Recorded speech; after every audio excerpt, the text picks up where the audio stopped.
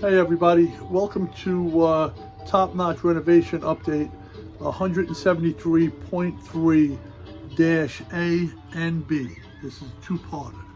I put all the lights and the shrubbery around my version of Luna Park here. I think it looks pretty good. And again, I'm trying to go a little easy with the lighting and the people and the trees. I could always add more, but this is what it's looking like for now. Alrighty, I'm trying to navigate around my messy basement here, and I apologize.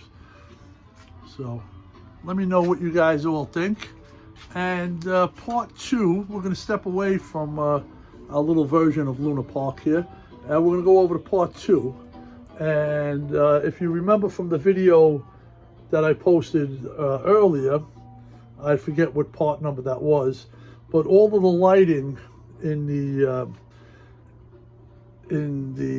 help me out here, pathway, bicycle path, all the lighting was done and all the wiring was still hanging down. And I wound up hiding all of that wire. That took almost as long as the actual wiring of all of the lights in the bicycle path. As you can see, I got lights. The lights are every so many inches inside the path, along with the goosenecks. So I hope you've enjoyed this update, and we'll talk more tomorrow. Bye.